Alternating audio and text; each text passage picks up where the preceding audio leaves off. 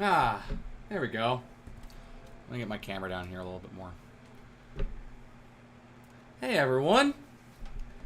Bears win. Bears win. Was that the cleanest game I've ever seen? Absolutely not. But guess what? You won. You take the win. You move on. The Bears have won 4 in a row now. Man, does that feel good. That feels good. Very good, actually. Bears have won 2 in a row. Out of the bye. They won 2 before the bye, so they've won 4 in a row over 5 weeks, which is nice, I have to admit. Very nice. Very, very nice. Yeah. Hold up.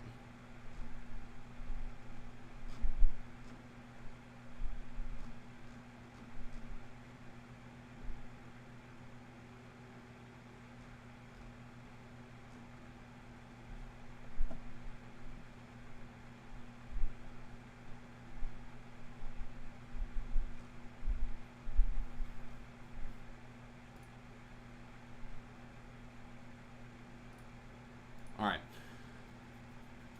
Anyways.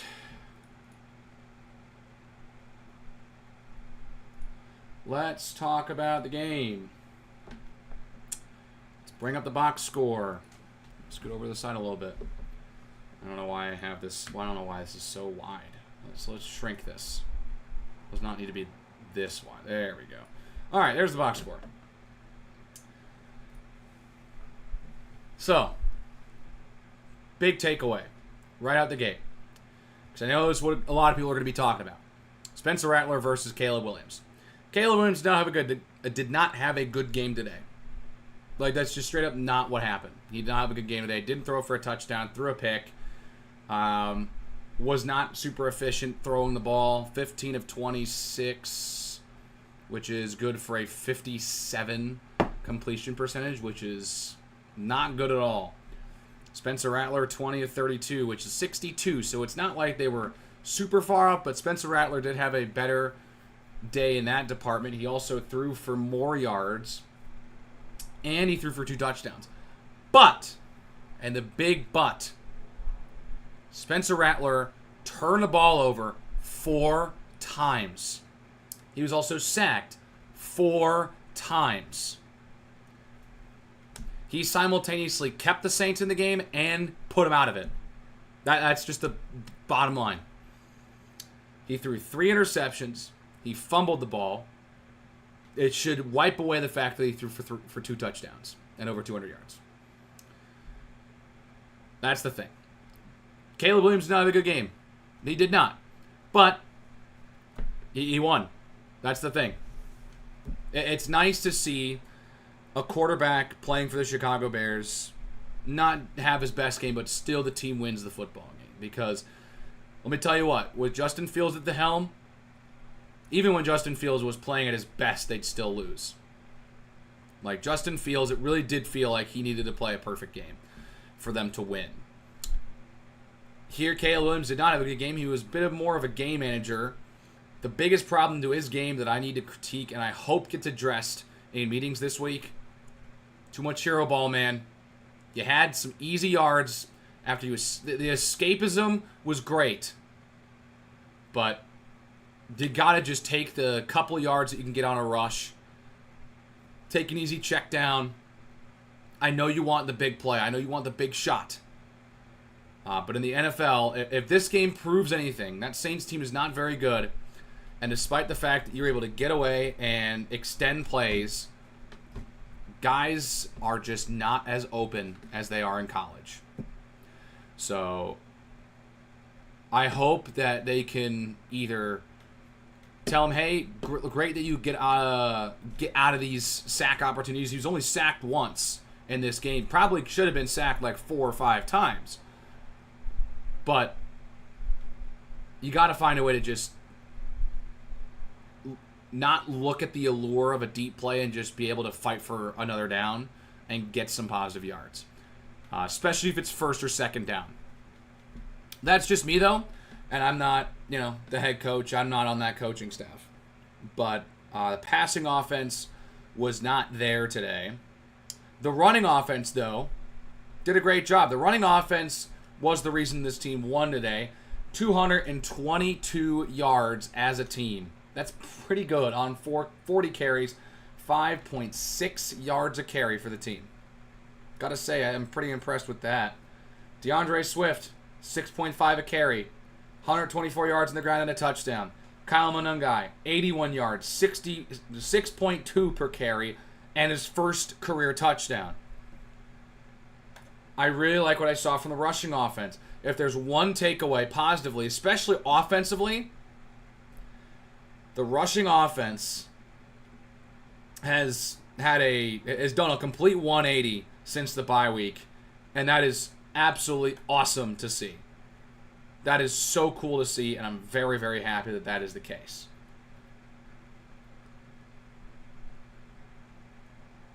Good, better. Oh, I just realized chat's not even out.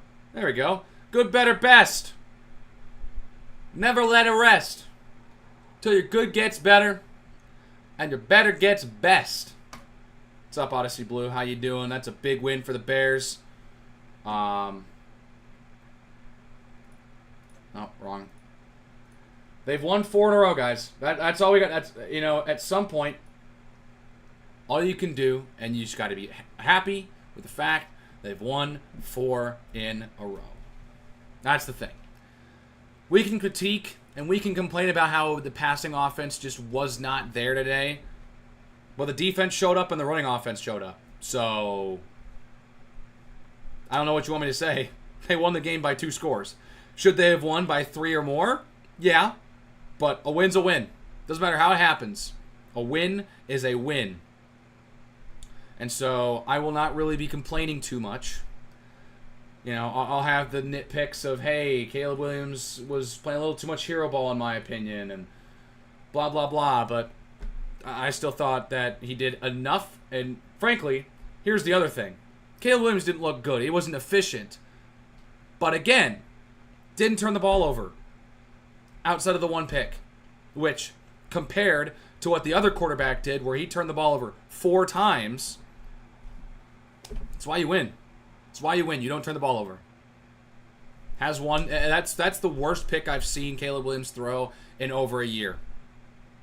Or about a year. Because the 1 pick that he had past week 6 last season was on a 4th down where they were rushing 8 and he just chucked it up in the air and sat up there for 50 million years before it was picked off. The pick against the Lions, I still am convinced he was trying to throw that ball away and he just didn't. Which sucks, but that was the first time on a timing route that he got jumped since week 3 against the Colts last year. We threw an out route and got picked off. That's the first time he's really thrown a bad interception, in my opinion, since week 6 last year when he chucked it deep and overthrew his receiver by 1,000,000 yards and got picked off against the Jags. But he did throw 4 touchdowns in that game. So, not his best game. Spencer Rattler did have a better QB rating than Caleb Williams, but again, Caleb Williams ended up winning the game because he didn't turn the ball over 4 times. And that was the message I had after last week, too, against Washington. Oh, sorry. Great, I didn't bring my water bottle up. That's life. Jaden Daniels turned the ball over 2 times. Caleb Williams didn't turn the ball over on Monday night. In a 1-point game, that's how you win and lose games. Here, Caleb Williams did throw an interception early enough into the game that it didn't really have too major repercussions as the defense forced a missed field goal attempt, so the Saints didn't even score on that possession. But, you clean up the pick and you tell them, hey, take the easy routes. Do not look for the home run ball all the time. It's not going to be there. When you have someone open short, or if you have a chance to pick up 3 or 4 yards, take it. Anyways, a couple things I want to talk about here. Bears have 15 takeaways over the last 4 games. I know it's not perfect, but not perfectly cropped, but I don't really care. 4 against the Cowboys, 4 against the Raiders, 4 against the Saints, and 3 against the Commanders. They turned the ball over just twice. That is winning football. And with the offense struggling a little bit, they're winning close. And frankly, like, they looked great offensively against the Cowboys. They did not look that great. Like, the thing is, against the Raiders, Commanders, and Saints, they scored 25, 25, and 26 respectively. That's still not bad. You're averaging over 25 points a game for the season right now, which that's the sign of a good offense. And here's another thing. If we say that this is a rough game, they still ended up scoring 26 points. Should they have scored more? Absolutely. But they're scoring over 21 points in every game this season. That has to be worth something. They're the only team in the league that has scored 21 or more points in each of their games this year. Because obviously they played 6. Most other teams in the league have played 7. So, yeah, they're the only team in the league that has scored 21 or more points in every game this season. And with how good this defense is playing, and they don't have Jalen Johnson in the secondary. And they picked off Spencer Rattler 3 times. And they picked off Jaden Daniels once. They picked off Geno Smith 3 times. They picked off Dallas quarterbacks 3 times. I mean, that's Dennis Allen having and teaching his guys to be absolute ball hawks, because they are. This defense continues to force takeaways at a high level, and it's a huge reason why they're winning games. Again, during this 4-game win streak, they are winning the turnover ratio 15-2. They've taken the ball away 15 times. They've turned it over just twice in that span. That is the difference in why they're winning games and why they're, again, if they're not doing this, they probably lose 2 of these games in this 4-game winning streak. They probably lose to the Raiders and lose to the Commanders. Kevin Byard is the first Bears player to have 4 INTs in the team's first 6 games since Tim Jennings in 2012. Kevin Byard is having a great start to this season. I'm loving what I'm seeing from the veteran. I think after his pick, it was like 33rd interception for Kevin Byard in his career. That's awesome. Which is... Actually, hang on. I should probably be able to get this. Hang on. On replay here. Let me see if I can find the pick. Alright, here we go. Hydration, which may cause... Let's see. We're getting there. And Byard should have had another one. That's another point. Byard should have had another pick. He really should have. And not.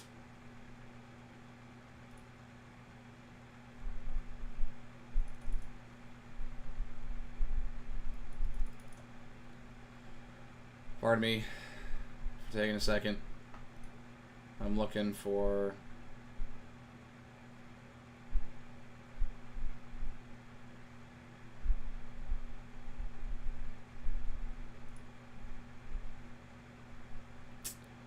I'm looking for something here.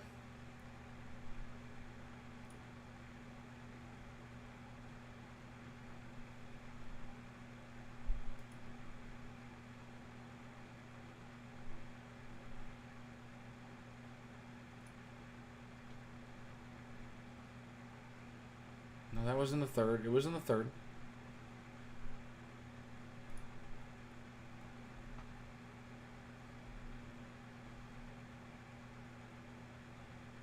I think it's over here somewhere. Sorry, I'm really trying to find this.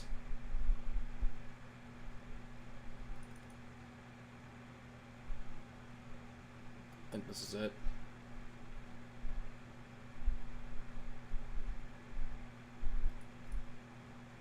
Yeah, it should be it. Right around here, yep.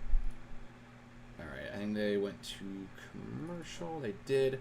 I mean, great catch by Kevin Byard along the sideline, too, to pick it off. Like, that was just a bad ball from Spencer Rattler. The first pick was a little behind the receiver. Now, And nitpick that. It's a good play from Nashawn Wright.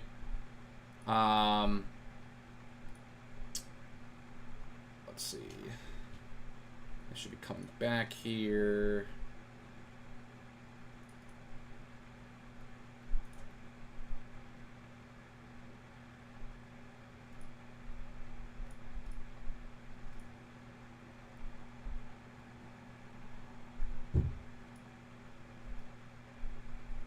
They're going to show it here in just a second. I know. I'm sorry, guys. It's taking a second. There we go. All right. We're taking a screenshot here in just a second.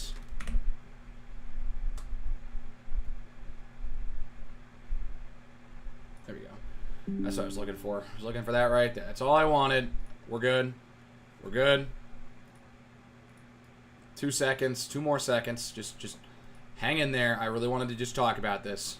There we go. All right.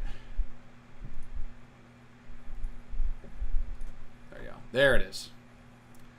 It's Kevin Byard's 33rd career interception, which is the most in the NFL in the last 9 years. Kevin Byard is a ball hawk. He's got 5 picks as a member of the Chicago Bears. Let me shrink this down a little bit. There you go. Yeah, he's got 5, and he's got 4 this season. Like, I mean, he has been outstanding for this secondary that has been really hurt.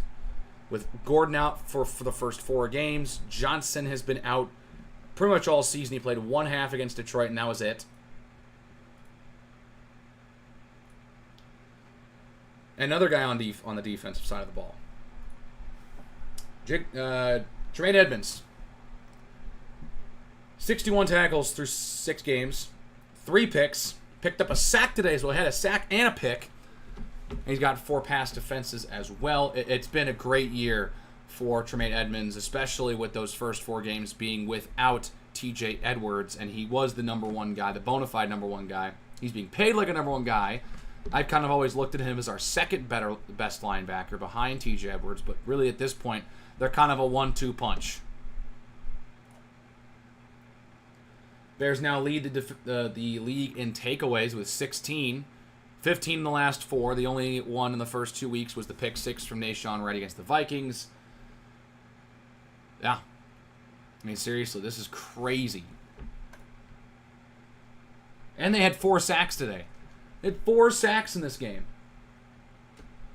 Tremaine Edmonds, Jaquan Brisker, Montez Sweat, and Kyler Gordon. So 2 are 2 hard-hitting defensive backs. Brisker and Gordon both get sacks. Jaquan Brisker should have had another one, but it got taken off the board. And it's like, look, Wright and Byard had 2 pass defenses. Edwards had 2. Edmonds had 1. Couple of QB hits. Like, yeah, no, it's been great. And then, of course, the fourth takeaway, outside of the 3 interceptions, Wright, Edmonds, and Byard, was the forced fumble from Montez Sweat. Montez Sweat forced the fumble, and Javon Dexter recovers it on the second play for the Saints offensively. I'm telling you, man, this defense has been playing super well. And that's what it is, yeah. And this is exactly the way how I kind of feel. Sucks to see Caleb come out with a kind of an empty stat line, but I don't really care. 4 wins in a row. 4 wins in a row. Like, we look at this, and this is the stuff where I'm like, all right, amazing getting out of the sack. Why are we throwing this? Why are we trying to squeeze this into a window that doesn't really exist, unless he was trying to throw to the corner of the end zone? In that case, like, it's too congested. Just try and get the 2 or 3 yards that you can get. It's first down. That either had to throw it away. That is my advice, because I mean the way he got out of this pocket is impressive. But I mean, like, why are we throwing this to the sideline, man? Just throw it away. And so that's the only problem I had today with Caleb, and it happened several times. It wasn't just this play. This was probably the best example. But the guy just needs to learn to just take it, get a couple of yards, or throw it away, because this stuff's not gonna work. More often than not, it's not gonna work. First 4-game win streak since the last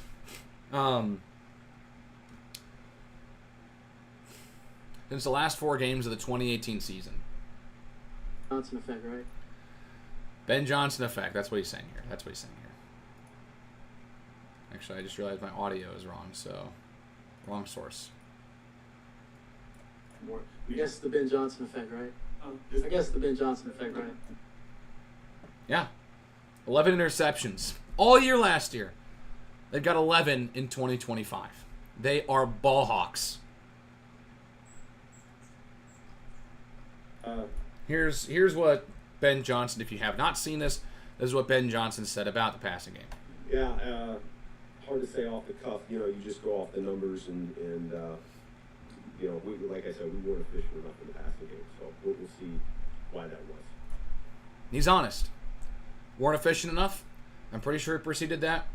Because obviously it's a question, but I'm pretty sure he opened with, it's like, I think there's things that we can need to work on, but hey, another win. Something along those lines. Back-to-back 100 rushing yard games for DeAndre Swift. He's looking good. I like what I see from DeAndre Swift. Here's the Byard pick. Rattler points and just overthrows it by a mile. I understand the decision. I actually don't hate the decision on throwing this ball. I don't hate it because you've got Shaheed matched up against Edmonds, a linebacker, and he's home free with Byard to catch him. So you hit the pass, and he's down pretty much right after. But you put way too much air on it. And here's the fumble from Sweat. Rattler's carrying it with one hand. That's a young quarterback's mistake. They take advantage of it. Dexter falls on it. And then here's the game-ending interception from Edmonds. Rattler throws, it's deflected and intercepted. I looked at the replay of this. This is also just, this is not necessarily a great throw from Spencer Rattler. I thought when he was designing the roll that he was actually going to outrun everyone. I mean, I think it was, but like he stops before the block with Kamara is even made. So this was designed to have this be a throw instead of just trying to race to the outside and pick up the first. I don't love this play design, especially because now both the top 2 linebackers for the Bears have now stopped and read you. And guess what? They want to make a play and pick you off again. Yeah, up and down. So that's what we look like. We haven't hit our stride yet offensively. We're capable of a lot more. We have very. All right, this is a little quiet. Hang on. Let me turn this up a little bit so you guys can hear this as well too. Yeah, up and down. So that's what we look like. We haven't hit our stride yet offensively. We're capable of a lot more. We have very talented individuals. I feel strongly in our coaching staff, but we're not complimenting our defense on a regular basis. With the number of turnovers we've had over the last 4 games, we should be able to turn those into more points. He's right. That's the thing. There's cute cats. Pressure coming in. Here's the here's the first interception. Again, it's picked up. Rattler intercepted. Picked off by Deshaun Wright. Across the Deshaun Wright. This is a great return too. Like he finds the crease in the defense and just runs out of bounds at about the 30. He's had his moments, but hey, 3 takeaways. He's got a pick 6. He's got the pick today, and he had the fumble recovery against Washington that got them the ball back with under 3 to go. So, Johnson's right. Coach Johnson is right. The Bears, let's take a look at the play-by-play here.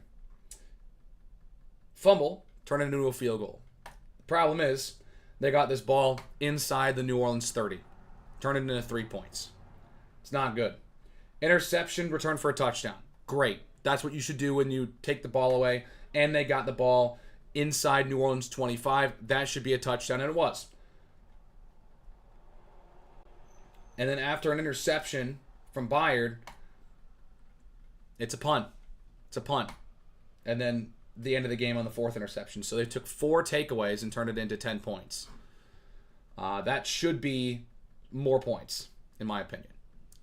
Especially when 2 of those drives start inside the opponent's 30. Should be able to turn those into more points. Because the fact that they couldn't turn them into more points, and with the end of the half, early second half that New Orleans had, kept them in the game. New Orleans was not out of it because they led a touchdown drive late in the first half and then got the ball and double dipped with a touchdown on their opening drive of the second half. So it kept them in it. And things got a little dicey, but nothing too out of the ordinary. They tightened up, got 2 more takeaways. But you want them to put more balls in the end zone, man. Because, again, 15 takeaways should net you some more points with given field position. This is the 3rd straight game that the Bears have had to kick 4 field goals. I would love to see 2 of those field goals turn into touchdowns. And all of a sudden, you're at 34 points. All of a sudden. And that game is not even close. Not even close. 2 of those drives that are in field goals turn them into touchdowns. And you're home free. You're scoring 34. Because you had 6 different drives where you ended up scoring points. 4 of them were field goals. I will admit, this is not the game that it needs to happen because, again, the defense played well. The Saints are not a top caliber team in the league. They're at the bottom. So you should be able to beat them regardless, despite mistakes. And they did. Honestly, this is like the worst I've felt about a double-digit win as a Bears fan in a long time, maybe ever. Like, they won by 12 points, yet I feel like there were so many missed opportunities. They should have been able to really blow the brakes off of this team. But, again, a win's a win. The Saints have been keeping it pretty close with teams this year, despite being 1-5, now 1-6. They've been keeping it kind of close with teams this year. They had a 1-score game with the Niners. Hang on. I gotta remember their schedule. Had a 1-score game with the Cardinals, 1-score game with the Niners. Only lost by 12 points to Buffalo on the road. So they kind of hung with them as well. They did end up beating the Giants by 2 scores. The same score that the Bears ended up winning by today, 26-14. And then they lost by 1 score to New England. Like, they've been keeping it close outside of that blowout to Seattle. They've been keeping it somewhat close, even in these games that they have been heavily favored against.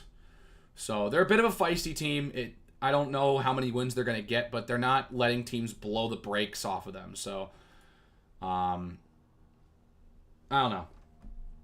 But here's this. This is an example of what should be 6. What are we doing here? The snap is bad, and it's a false start, or they call it a double clutch on Drew Dahlman. False start. It saves the Bears 3 points. They kick a field goal. That should be a touchdown.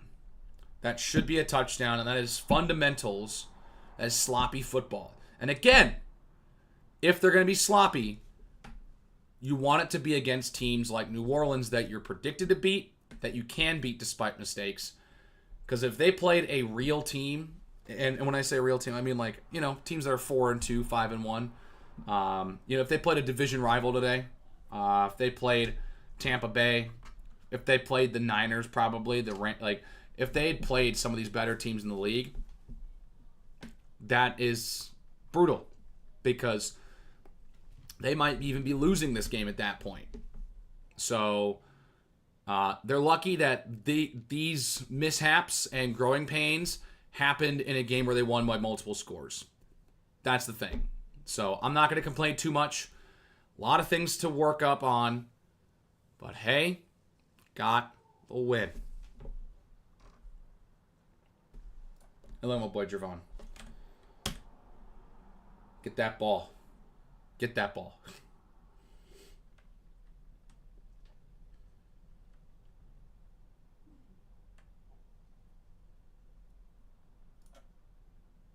So, all right. I don't know. I don't have too much on this game. I'm not gonna lie. This game just kind of happened. It's been the most like forgettable game. I try to I try to forget that Detroit game because they lost. But you know, this is definitely the most average win, the most forgettable game this year for the team. They should have won this game, and they did. Was it pretty? Absolutely not. Should they have won by 3 or more? Yeah. Am I going to complain about the fact they didn't win by 3 or 4 scores right now? No. Because guess what? They won. And they held the lead the entire way. It was the pick that Byard had that really kind of it was the pick that Byard had that really kind of sealed it for me, because it felt like early in that third quarter after Spencer Rattler threw his second touchdown pass to Chris Olave, that I was like, you're letting them back in this game. You cannot let them back in this game. It feels like they're getting momentum. They're starting to get a little comfortable. And the defense tightened up, and that's where the game ended, because the rushing offense kept it going, kept their offense out there a little longer, but passing offense was a bit rough. DJ Moore, leading receiver, 3 catches, 43. Odunze just 2 for 31. Loveland, 3 for 24.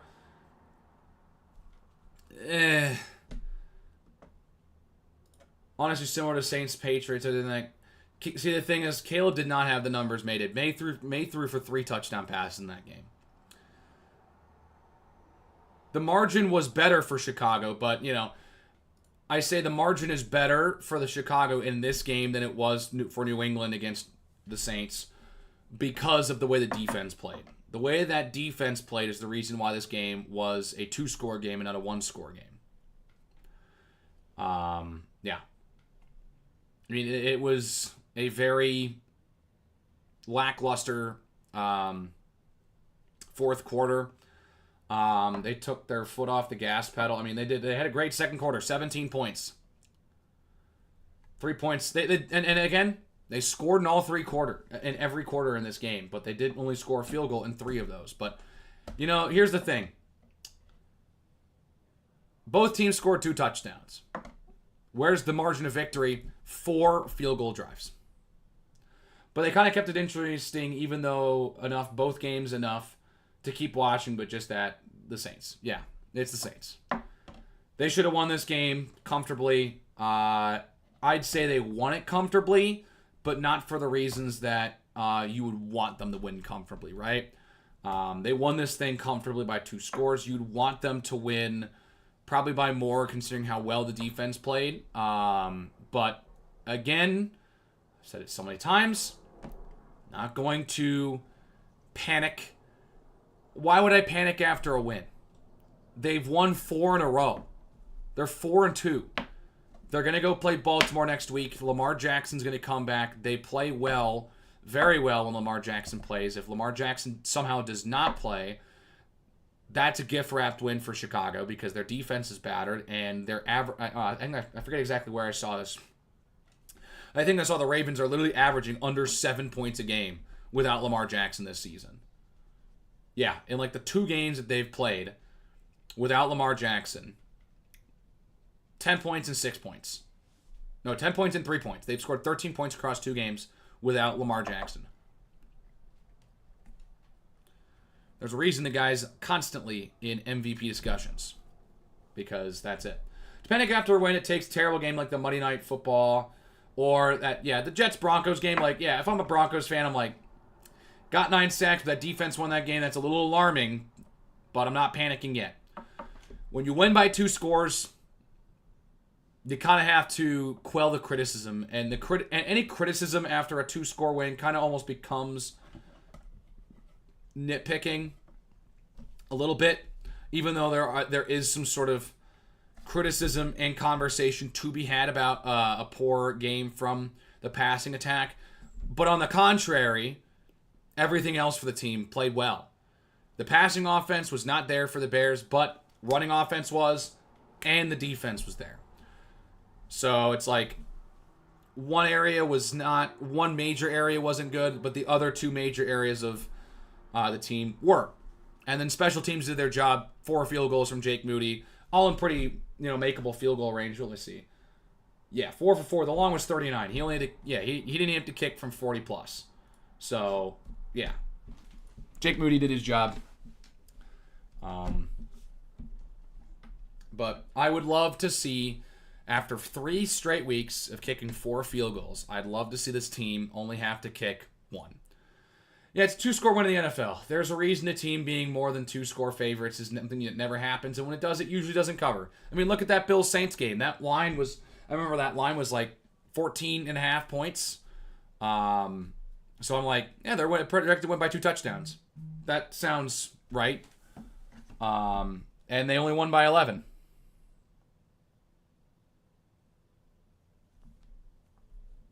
Hold up, my brother just texted me. Oh.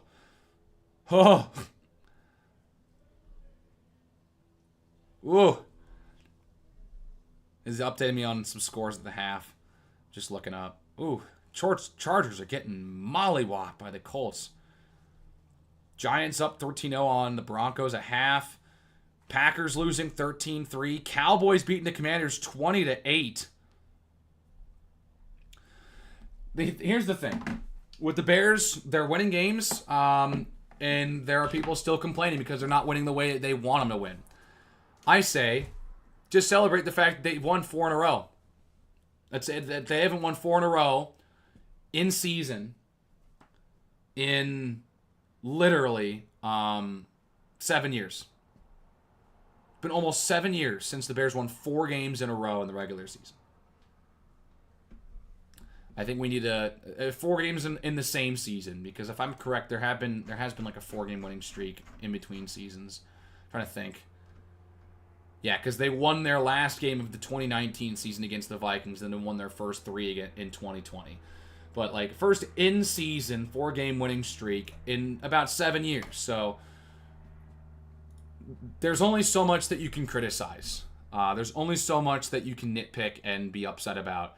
At some point, you have to be like, they won. There's not much to talk about. Like, there's not a whole lot to criticize when you win.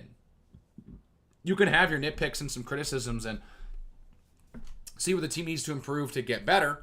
But as a whole, it's like, you should only criticize as much as you need as a fan. If you're a coach on that staff, of course you're not going to be like, well, they won by 2 scores, but, our offense played like garbage, so let's go ahead and get better.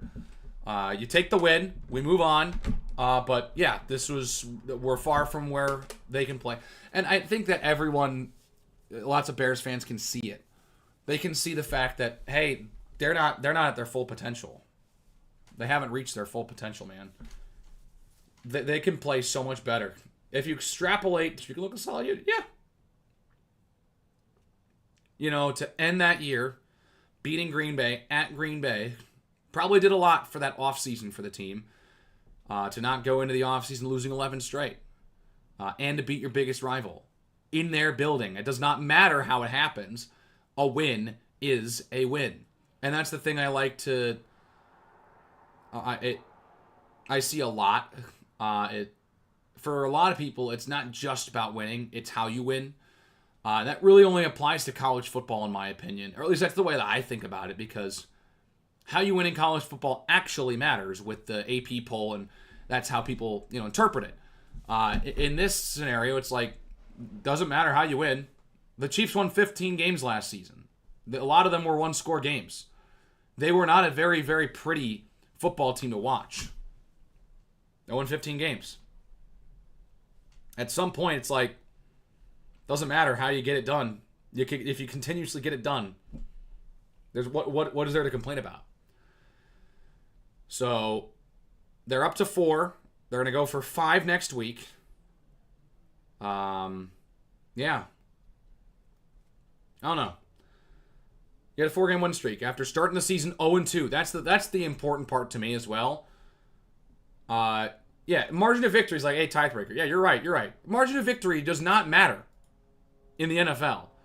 It can be good. It matters for people when it comes to analytical things to talk about, but it doesn't really matter. Yeah, it doesn't affect, like point differential and all that stuff. Like, doesn't matter when it comes to tiebreakers or anything like it. There's no, like, having a better, margin of victory does not really matter compared to how people perceive you in college football, because that's a direct correlation to the AP polls. Look, could they have played better? Absolutely. Am I going to, tear this team apart because they didn't win by 3 scores? Absolutely not. I'm not trying to sit here and say that you shouldn't be able to criticize your team when they win. They won. You should be happy, but you can also recognize that there are things to improve on. But also at the same time, we can't just focus only on the things that didn't work. We have to talk about the things that did go well and the reasons why they ended up winning this game, which was defense and the running attack, which is trademarked, patented Bears football. Now, it's really telling. You can get something out of it like the 22 Vikings in the last year. Yeah, like if you're getting out of if you're winning 1-score games and just finding ways to win week in, week out, and sometimes it feels like you're getting a little lucky, that can be something that turns into a narrative. But, like, again, it has to be quite bad. Like, the Vikings in 2022 won, they were, 11-0 in 1-score games. The Kansas City Chiefs were, 10-0 last year when going 15-2 in 1-score games. For the 22 Vikings, it came ahead, and they lost in the first round. For the 2024 Chiefs, it came ahead in the Super Bowl because they kept winning close games. They won, who did they play in the divisional? They played the Texans. I think that was a 1-score win. Was that a 1-score win? I feel like they won by 2. No, they won by 9 points. So they had a multiple-score win in the divisional, won by 3 in the championship game, and then got destroyed in the Super Bowl. And they haven't had luck on their side. They're 0-3 in 1-score games this season. That's it. So it's weird, and that's how the NFL works. The Bears are now 2-1 in 1-score games. Yes, they're 2-1 in 1-score games. It was not. I don't think Houston statistically did better like them. Oh, okay. I don't think I watched too much of that game. I want to say I forget exactly what I was doing, but I was not paying close attention to that game. But anyways, if there's any final thoughts about this game specifically, let me know. We can talk about it. Other than that, I'm probably going to leave this stream a little short. Yeah, here we go. Here's a couple things. Actually, let's see.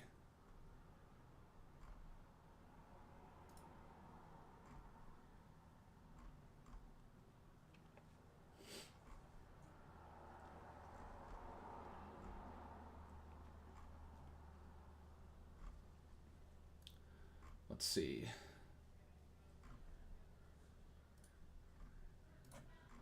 All right. I've got a couple things.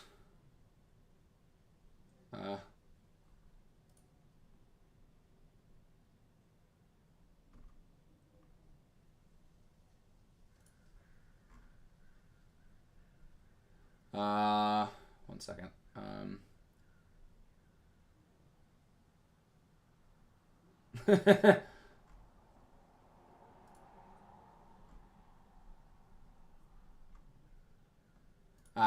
All right. I got a couple things that can jostle this for a little bit longer as last couple things. All right, Patrick, how you doing? Thing about football that is strange is that it simultaneously having a small sample size while having a win be a huge deal. That's the thing. Yeah, you're right. You're right. Each game in football is more deeply analyzed because there are fewer. Each game means more. This isn't baseball where, hey, you have a bad start and you let up 5 runs in the first inning. Your starting pitcher gets, shook and you can't do anything. Well, that's a wash. We'll come back tomorrow and we can go out and win. It's like, the magnifying glass is not on. It's not out as much during an individual baseball game in the middle of June than week 7 of the NFL season, which is usually around the middle where, it's kind of like, we're just in the middle of the season, nothing too crazy. I mean, we're starting to figure out teams' identity and who they are. But the seasons are not being made and broken right now unless you're either on the great side or the bad side. But here you go. 23 points, 26. The Bears have scored 21 plus in every game this year. I've already talked about it a couple times. Dennis Allen, cooking this year. The last, in these 4 games, 8 picks. 8 picks. They've actually sacked the quarterback 10 times, which is quite impressive. Had 2 against the... Was it 10 sacks? They had 2 against the Cowboys. They had 2 against the Commanders. And I think that's 8. I think these are flipped, actually. I think it's supposed to be 10 interceptions. It's 10 interceptions. Because you got 4 for Byard. Stevenson, Wright. And then 3 by Edmonds. 3 by Edmonds, that's 9. Who's got the last one? I got the Stevenson one. Regardless. Yeah. Regardless. Anyways. Instead of baseball, we're one. Yeah. You're right. I'll have to watch the locker room video in a minute. Drew Dahlman put the struggles with the snap down himself. I like seeing that. Second snap issue. Ref said I double clutched, and I'm sure he's right. So much hitched it. Reacted to the wrong part of the cadence. It's on me. No one else. That's right. He's right about that. And then Caleb's, the quote, I threw an interception. I didn't play well today. That's simple as that. He's right. And it's nice to see him talk about it like that. Because I've seen a lot of people talk about, is his ego too big? Is he going to be, is he going to take accountability? Is he going to throw his teammates under the bus? And, all this other stuff and slandering it. I'm just like, just because he doesn't say the words, it's my fault every single time, doesn't mean he doesn't take accountability. But in a sense like this is absolutely what we need to hear. Where he's like, I didn't play well. It's obvious. I didn't play well. So, yeah. Also love to see this. After this moment, he gets a jean jacket. And he wears it during the press conference. I think that's pretty cool, man. 223 rush yards, man. Rushing offense was great. And here's another quote from the pressers. DeAndre's right. You have to play clean football for 4 quarters offensively. That's the thing. Love to hear that, too, from players. That it's not just Coach Johnson saying, passing offense was rough. We can be better offensively or whatnot. We're seeing players being critical of themselves. We're seeing players take accountability of themselves. Again, Dahlman took accountability for the troubles under center. Caleb saying, hey, I didn't play well. I threw a pick. And then DeAndre Swift, who played well. He had a good game, but as a team, I think we still had to put 4 complete quarters on the ground. So, yeah. I think they're all right. And then, I didn't talk about this play. Caleb Williams got a lot of things today. This is probably the best thing he did today. He just continues to just escape and, able to just just gut reaction, get it to Swift and turns into a first down. That is some high-level stuff, man. And you hope that that can be what happens when he evades sacks more often, where he can work some positive yards instead of just fire it and either throw it away or fire it into a tight window and it doesn't hit. So I think he's got to be a little bit more selective when he throws out of scrambles, but I mean, that can be worked on. Like, there's nothing about this game that tells me that there are unfixable problems. All these problems that people are going to have with this game can easily be fixed. They can easily be coached. This team is definitely not out of it. And at the end of the day, they won by 2 scores. There's not too much that I can complain about. They won by 2 scores, man. They won by 12 points. They won by 2 touchdowns. So, I don't know. If anyone's got any final comments, I'll address them. We can have a conversation. If not, we'll go ahead and wrap things up for today. Yeah. But, hey, that's a nice win. A win is a win. You won by 2 scores, despite some problems. And that's the thing. Despite not being perfect, the team is still winning. That's the biggest takeaway as well. That's one of the big takeaways. I've said biggest a couple times, but that's one of the big takeaways. They're still winning despite not being absolutely perfect. And that is what you want out of your team. That's what you want. Anyways, I think we're all good. I think we've all exhausted our talking points for now. I'll record the reaction video, get that thing up before the end of the day, and yeah, we'll have a good time. Enjoy the week. We got the Ravens next week. I will say live stream for that game is TBD. I might do one. Depends on my situation. I possibly have something that I'm doing next Sunday. Obviously, in position, I'll still be able to watch the game, but I think if I go on this venture, I will not be in position to live stream. So, live stream for next week, TBD. I'll let you know if we'll call it a wash and we're not going to stream next week. And we'll wait till they're getting in Cincinnati to stream. But other than that, that's it. Anyways, that's all what I have got for you. And, yeah, a win is a win. The Bears have won 4 games in a row for the first time in about 7 years. That's what I like to see. Keep stacking it as this team continues to improve and grow. And the fact they're winning despite not playing perfect, that's what I like to see. If they had this game against Washington, if they have this game against most other teams in the league, that's probably another tight win or a loss. So the fact that this is going to go down as a win and a multi-score win, got to take it. Defense did their job. Running offense did their job. Passing offense got to clean some things up, but hey, a win is a win. And yeah, I am looking forward to their game next week against Baltimore. That's going to be a tough one. I know that their defense is battered, but it's Lamar Jackson. Can never count him out.